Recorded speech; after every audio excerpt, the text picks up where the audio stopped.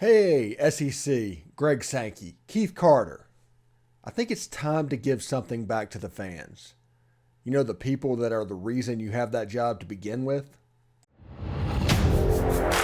You are Locked On Ole Miss, your daily podcast on the Ole Miss Rebels, part of the Locked On Podcast Network, your team every day.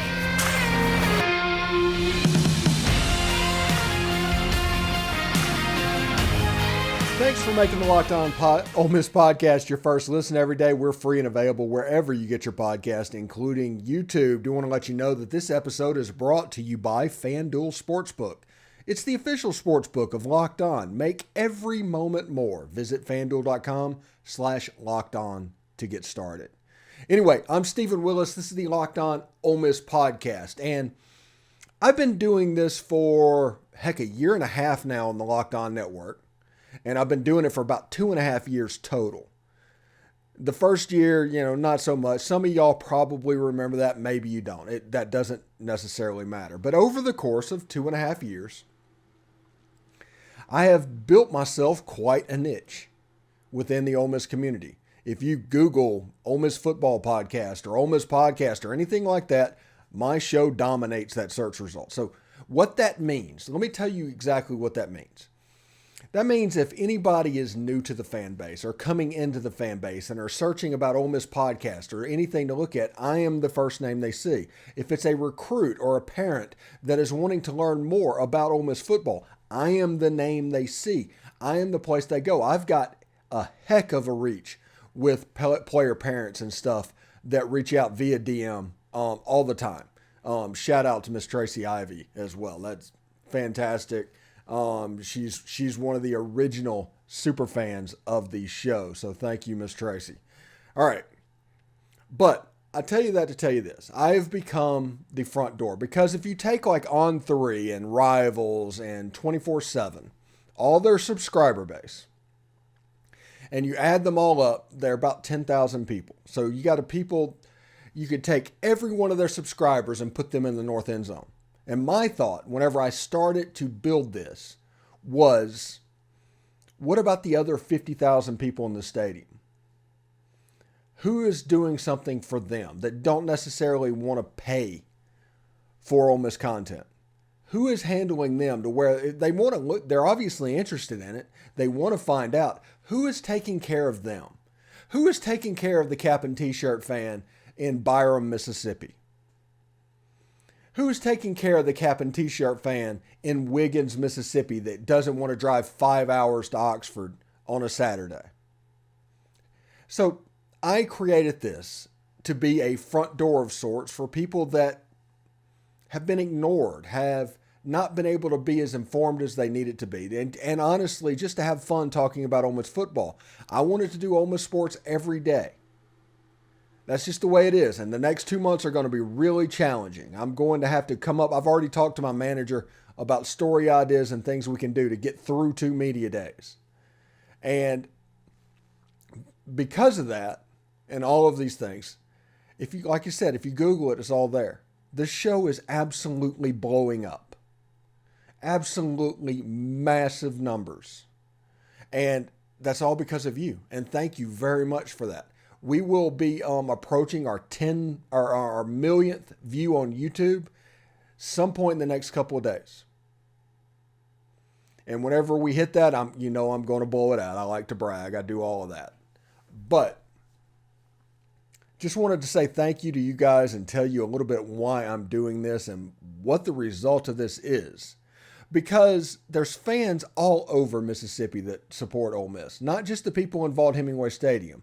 There are diehard fans that over the water cooler that are constantly ribbing their Mississippi State fans over and over and over again, and vice versa. That is what Mississippi honestly is built on. 2 small fan bases absolutely fighting over it. LSU, the big boy, the only school in the state because Tulane dropped out of the SEC because they're supposed to be a smart school. And LSU and Ole Miss just became a thing. A rivalry started in the 50s, early 60s, and has carried through time. It's a Halloween tradition amongst the Ole Miss fan base. And I tell you all of this, Auburn, Georgia, Deep South oldest rivalry. Georgia, South Carolina, that is the South Carolina rival. Arkansas came in, Ole Miss is the rival. They've tried to give them other rivals, but Ole Miss has been the rival. These games matter to fans. They care about them. These games are important to them. They're potentially the reasons they're even a fan to begin with. And I think it's time for college administrators to start putting fans first.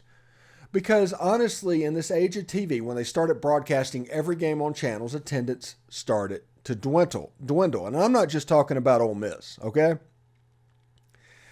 Alabama went through this a couple of years ago. Alabama is tracking students' location to penalize him for leaving football games early, which that is absolutely nuts. In recent years, Alabama Nick Saban has complained about student attendance at football games. Notably, he hasn't particularly liked that students either leave early or don't show up for non-conference cupcake games against teams like the Citadel and New Mexico State.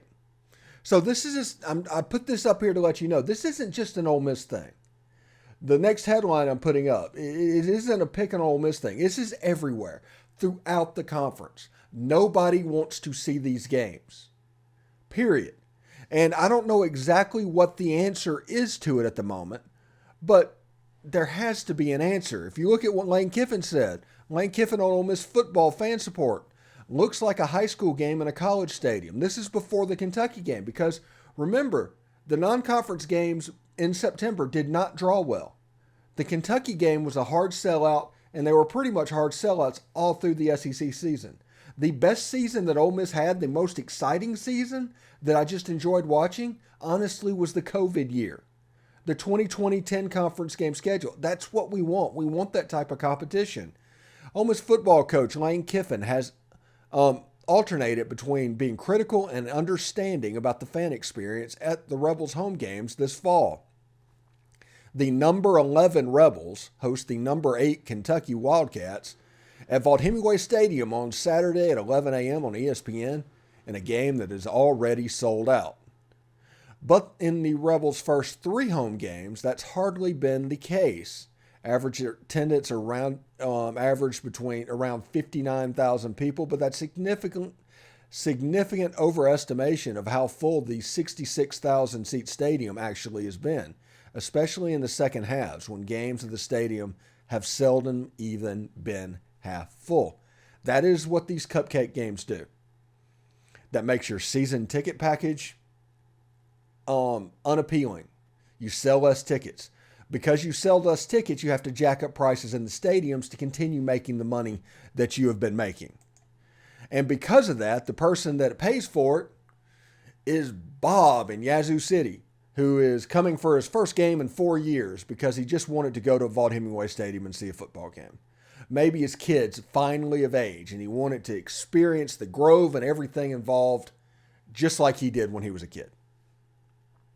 But price-wise, it's not the case. Hotels now is requiring like a 2 or 3 night minimum at like $500 a night. In Oxford, Mississippi, $500 a night. When I went to football games fairly consistently, there was a Days Inn that I stayed in Holly Springs and just drove down to Oxford because I could get there for $50 a night and not have to worry about what was going on in Oxford. Now that meant I couldn't do the town. I couldn't do all of that fun stuff. It means I had to go to the game and go to the hotel, but I'm fine with that. It's one of those deals where the fans are the ones that are getting robbed of all of their experiences. Everything that's important is being taken away or moved. And right now on the chopping block are these rivalries. Like I said, in many cases, that is why they're fans to begin with. But here's the thing, and we're going to talk about this moving forward today. TV money is drying up. It's going away. We're going to tell you what's going on in the cable sphere that's going to affect ESPN and affect whether or not ESPN is going to be able to come off of their money supply at all for an extra conference game. Or is SEC going to have to just put it on the SEC network or something like that where they can control the revenue and just give it to the fans because the fans deserve it. If you're going to gouge us and do everything that you've been doing over the past 10, 15 years, you need to throw us a bone. But right now, I do want to let you know that today's show is brought to you by the FanDuel Sportsbook. Make a fast break to FanDuel during the NBA playoffs because right now, new customers can get a no-sweat first bet up to $2,500. That's $2,500 back in bonus bets if your first bets don't win. And yes, I do remember Mississippi is a brick-and-mortar casino sports gambling state. If you want to gamble on sports, you got to go to a casino. But if you're in Tennessee, if you're in Louisiana, New Orleans, Baton Rouge, Shreveport, Monroe, Delta, Louisiana, you can go up to Tennessee and Memphis, Jackson, Tennessee, Nashville, you can use the FanDuel Sportsbook. It's safe and secure to use, and you get paid instantly on bets that you win. There's no better place to bet all the playoff action than America's #1 sportsbook. Visit FanDuel.com/lockedon and get a no-sweat first bet of up to $2,500. That's FanDuel.com/lockedon. FanDuel, an official sports betting partner of the NBA. All right, thanks again for making the Locked On Ole Miss podcast your first listen every day. Every day is tomorrow on the show, crossover with Caroline Fitton of Locked On LSU. And we're going to talk about what this game means and why even considering getting rid of it is a problem. It just is a problem. It makes you almost wonder they just want it to dry up because it's bad decision after bad decision being made. That game, Auburn, Georgia, all of these historical games could go away. So we'll have that on tomorrow's episode as well. So after we told you, it is time for them to do stuff for the fans. Okay, something needs to be done to put the fans first because the TV money is drying up all over. And I want to put this up here right now. Diamond Sports Group fails to pay Padres, loses broadcast rights. Look at the date on that, okay? That's by Aiden Gonzalez from ESPN. Diamond, the Sinclair subsidiary that operates under the name Bally Sports, skipped its payments to the Padres a couple of weeks ago and had until the end of its grace period Tuesday to maintain their long-term agreement. Choosing not to do so meant that the Miami Marlins game was the last Padres game under the Bally Sports umbrella. Moving forward, starting Wednesday, continuing through the end of the season and resuming in perpetuity, MLB will air Padres games through its streaming service on different cable channels as well. Now, important to know that the archaic blackout stuff is going to go away once this happens. You'll be able to locally catch the game streaming-wise for the Padres in San Diego. So that'll actually be pretty cool. So that's actually a positive thing for fans.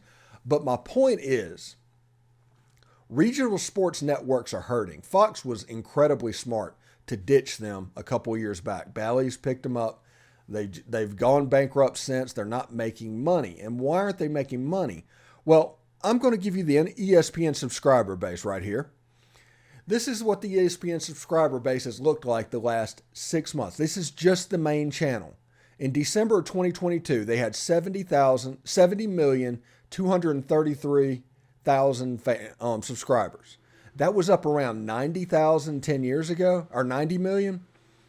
Now it's at 74. And if you look at the June number, 72 million people. That's 2 million people have unsubscribed from ESPN in the last 6 months. And that isn't a political thing. This is not a political statement at all. And anybody that wants to try and make it a political statement, they're kind of wrong on this. This is because of cord cutting. This is because of the advent of Paramount Plus and Netflix and all these things that people can get their content on that is not on cable. This is people getting away from the cable bundle. And yes, the YouTube like TV is included in these numbers. So cable even means services like Hulu and UTV and things like that. These numbers are dwindling. They're going and getting really, really small. And because of that, how much money do they have? Everybody's talking about how much money Disney's losing, and they're trying to blame it on Disney Plus, but that is not the case. It is because these companies like ESPN, they lost 2 million people in 6 months. That's $20 million a month lost. $20 million a month. Because cable is going away. Cable is, right now, where newspapers were in 1997. Cable is going away. Cable will not be a thing much longer. And we'll tell you in just a second what ESPN's plans to attack this are. But that may not help Ole Miss or the SEC in an 8 or 9 game schedule, because Disney is not going to pay the money because they are in the middle of a transformational phase of their broadcast properties. Jimmy Pitaro at ESPN is talking about exactly what they're going to do. So I think it's important to know, it's just a big deal that broadcast competition, the money is dried up. We hit the apex. This last TV deal between the Big Ten and the SEC, that was it. That was the last hurrah, potentially. I don't think money will ever be the way it was from the TV networks. And for conferences that have sold their soul to TV, which they have, everything has been TV-based for at least 5 years now. This means that schools have to reorganize and get back to what made them popular to begin with. They need to take care of the fans, honestly, because the media, I love to get on the media. It's one of my favorite things in the world to do because they are the worst at this. They put a data point and it's like, hey, ESPN paid the SEC a ton of money. That means the SEC will always pay the SEC a ton of money. No up, no down, and life doesn't work that way. The money is going away. It is going to be the death of service, to where basically channels were bundled on a cable package and people were charged nearly $10 a month to watch the ESPN channel, whether they wanted it or not. It was just a part of their cable package. So as those people die off, as the younger people cut the cord, that number is going to get smaller and smaller and smaller, until honestly us Gen Xers are probably the last one that's going to have a cable system. But understand that the money is essentially gone. So whenever you hear people say, we're trying to get ESPN to pay for a 9th game, that's not going to happen. What they're really saying is, we know they're not going to pay a 9th game. They're having a little bit of issues right now. We're going to use this as an excuse to pull away something else that the fans want. Completely ignoring the fact that whenever this TV money dries up, that fan base is going to be the important thing again. We're not far off from where we were in 2008. The money's going to come back down. The bubble is going to burst. And when it does, if you have alienated the fans to the point where they'll never come back, you could be in a little bit of trouble, especially in a small fan base like Ole Miss. Anyway, when we come back, we're going to talk about what ESPN is going to try and combat this with. They are trying to do something, but since they're in a transformational phase, like we talked about, it's not necessarily a situation where you can count on the piggy bank, if you know what I'm talking about. Anyway, stick around. Thanks for making the Locked On Ole Miss podcast your first listen every day. We are free and available wherever you get your podcast, including YouTube. Please sign up to YouTube, subscribe, hit the bell for notifications, upvote, comment, and join our Subtext community. We don't have a lot of information, but when we do, like the Alan Flanagan and Wes Flanagan thing, we put that on there. Kind of worked out. So whenever we do hear something, we will let you know. But, you know, we have our former player hotline. We have our current player hotline as well. So that is pretty cool for you. Anyway, ESPN is beginning to change, okay? ESPN is actually beginning to change because this cable model, like we told you last segment, is going away. It's where newspapers were 30 years ago, 25 years ago. That is where cable sits right now. It's still a functional thing. That's still the way some people get their stuff, it's kind of going away. It's lost. Everybody under 40 essentially is cut at this point. So there's like DirecTV or Spectrum or something like that.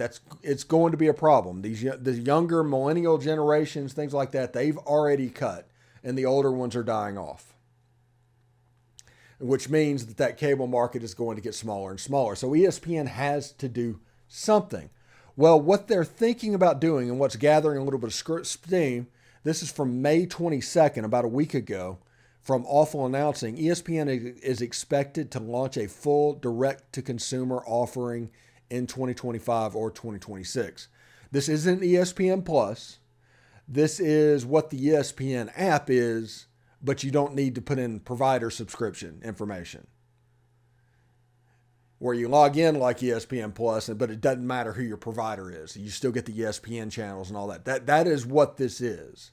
You can just order that app as a standalone. The ESPN direct to consumer timetable, ESPN is expected to go direct to consumer in 2 to 3 years. According to sources, it's not happening this year, and according to sources, at this point, it is unlikely to happen next year. That's obviously 22, and 23, and 24. That makes the earliest start date 2025, though 2026 is still a possibility. It's still expected to occur within a 5-year time frame that we were originally reported. However, as ESPN chairman Jimmy Pitaro has stated on numerous occasions, there's no exact timetable. Pitaro and Disney are watching market forces, and there is no specific date to report. Now, that's important. That's important for people to see what's going on, to understand. And let me tell you what that means. That means that ESPN knows they have a problem. This is them trying to adapt to survive. It's not like I said, it's not a political thing. It's just a technology thing. Like I always talk about all the time, how NIL is going to suck the air out of the room of everything else. Well, the internet has done that to all other medias, whether it be newspaper or, radio or television or cable. All of those getting sucked into internet, whether TV, radio, however it goes. Heck, even Sirius Satellite Radio has an app now that's completely computer-based. It's not satellite-based at all. And that's smart. They did that out of survival. And now, since Sirius has done that previously, because radio was the thing that was dying before cable, now ESPN is going to play that game as well. Peacock and Paramount Plus and all that have essentially done that as well. But we are in an age where cable is essentially dying. It's going to be gone. But that means that financial gravy train that has made ESPN the monster that it is going to go too. So we'll see. I think in 2023, when the SEC has another rights thing come up, because it's one of the big two, it's one of the big daddies, even then, it's going to look different in my opinion. I think there's going to be a lot more SEC on ABC over the air. I think they're going to be, they've started putting SEC games on ESPN Plus. So between ESPN Plus and ABC, I think that's going to squeeze ESPN, because I do think there's a possibility in the near future that the 11 o'clock, 2:30, and 7 o'clock game are all SEC games. I just genuinely believe that. Anyway, this is my birthday week. Don't want cheers or anything, but a little bit later on today, I am recording with Caroline Fenton, so it might be it might be aged out of the news timeline, but it is going to be the Friday show. So we're going to record on Wednesday, we're going to release on Friday, and I'm going to try and steal a 3-day weekend. Because we're going to go to Disney, we're going to blow it out, we're going to have a good weekend as I continue to put another ring on the tree. So we'll see exactly how that goes. But understand from this video, I understand there was a lot of minutia in this video. And I understand I got in the weeds a little bit on it. But whenever you hear people talk about, hey, we need to be compensated for a ninth game, it's just not there. The money's not there. Look at what the Pac-12 is going through media-wise now. We're making jokes about them ending up on like the CW because the money is not there. If that's happening at lower level conferences, it's eventually going to trickle up because everybody talks about trickle-down economics. Well, the first thing that's going to be cut is the fat. And then they're going to work their way up through the core businesses. So everybody understand what's going on. Whenever they say money is required for a 9-game model, that means they don't want to have a 9-game model because the money is not there. If you want money for the 9th game, put it on the SEC network. You own that network. Monetize it. Earn it. This is America. Anyway, thank you very much for making the Locked On Ole Miss podcast your first and listen every day. Every day is tomorrow on the show. Caroline Fenton from Locked On LSU. We're going to talk about the Ole Miss LSU rivalry. And with it being on the chopping block, whether they save it or not, it's just an absolute abhorrent situation. It's something that it genuinely makes me mad. But we're going to talk to Caroline about that as well. Anyway, till tomorrow. Hope everybody has a good day. I'll see you then. Hotty toddy.